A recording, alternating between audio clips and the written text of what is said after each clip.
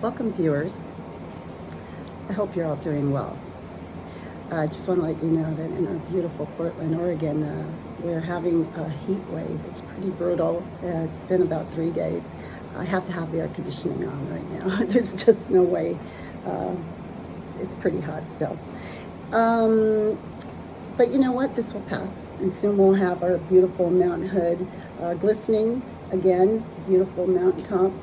And that always reminds me, this mountain reminds me of the pyramids in Egypt, how they said that when they were first made, they had limestone around all of them like icing on a cake, and they just stood out majestically for miles and miles and miles. Boy, those are beautiful works of wonder. They're just amazing. But anyway, I want to talk to you today about an interesting word that is, I thought, appropriate for what we'll be talking about. The word is moral, which derives from the Latin custom, values, behavior that is accepted by a particular group, thus the moral majority. Okay, so examples of an immoral act are theft, rape, and murder. Rape and murder being absolutely on the edge of that Richter scale. Horrible acts, and these are acts that we as human beings should refrain from. There's also another word which is amoral, and the person who is it says amoral is what it means is to do the right. The person knows to do the right thing, but they don't. Okay, they know how to do the right thing, they just don't. So the word immoral, it has a nasty intent. The word amoral has no intentions. Okay, and there's a person who is amoral. There's just a lack of concern. All right. So immoral means also a conscientious rejection of typical moral standards. So it implies evil or wrongdoing. Okay. So we're going to be talking again about the Dan Markel murder in Tallahassee, Florida, back in 2014 when he was ambushed by two gunmen who took his life. May he rest in peace. And he had two little boys who he just adored. Donna Adelson, his ex-mother-in-law, is in big trouble. So she was indicted, she was arrested, she's now in trial, and we're waiting to see, what comes out of that. There's a lot of speculation on both sides, but we shall see. Time will tell, that's for sure. There was something that I noticed during the first interview, or the interview that Wendy did with at the police station, the day that Dan Markel was shot. He wanted her help to see if she, because she was close to him, obviously, even though they were divorced, he wasn't remarried. So he wanted her help to see if she could help find out who would do this and why. I mean, so when he asks her about this, the first person we know that she mentions is a joke. She calls it a joke that her brother used to say. You know what? Again, that is not a joke. He didn't ask her, you heard any good jokes lately? That's stupid. That is not a joke. Nobody ever thought that it was a joke. Nobody thinks it's a joke. It's not even silly. It's just cruel. It's very cruel, especially given the fact that she mentioned this to the repairman who was in her house the day that, just an hour or so before he was killed by hitmen, right? So the one thing that you'll notice is that she does something during that interview when she was at the police station, and she does this when she's on the witness stand also, is she makes sure that she says, as she said on the witness stand, and they asked, are you close to your brother Charlie? Absolutely.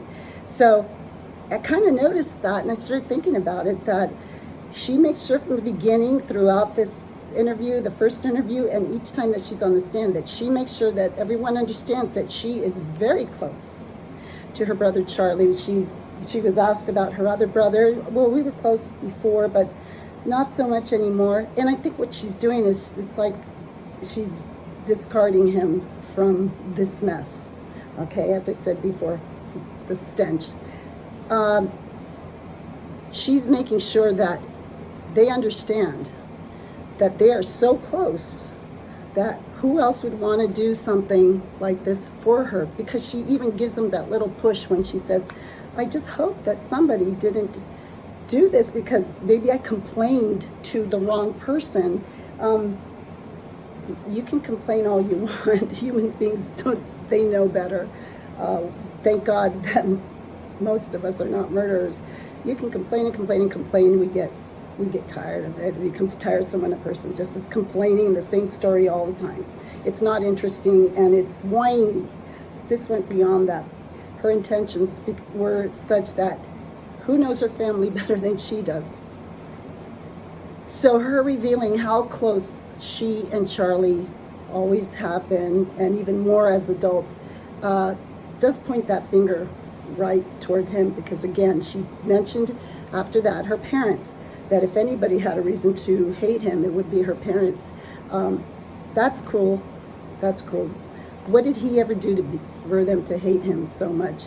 And hate to them means this immoral act, which is murder. Okay, who gives them the right? Why did they take this upon themselves to do this?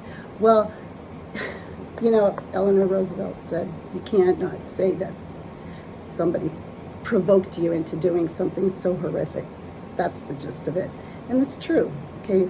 We should be smarter than that, and we should be more sensitive than that, and we should really you don't have to love your fellow man, but you're not supposed to hate him and want to murder him, all right? I mean, it's not like you were defending your life or your children's life, okay? So I want you to ponder on that. Again, the fact that she says how close she and her brother are. And then parents, of course, you're going to be close to your parents, okay? Charlie's a sibling. But if anybody had a reason to hate him, it would be my parents. Again, she calls her mother on the phone right there in front of the advocate, Sarah. It seems like a very nice lady, by the way. I really liked her. And when she finishes her little song and dance, she hangs the phone up, and then she says, well, at least they were surprised, so at least we know they have nothing to do with it. Oh my goodness. It's like, good grief, what a stupid thing to say. That's just okay. That makes me think that she thinks that we're all really slow somehow, that that she maybe, like they say, some people are just so smart they outsmart themselves. They must think that the rest of the world is really stupid, because that's how they behaved. And I was talking today to a couple of my friends, and again, we are just ordinary people who are very interested in this case, and we want justice, the best that we can get. You can't bring back a person's life.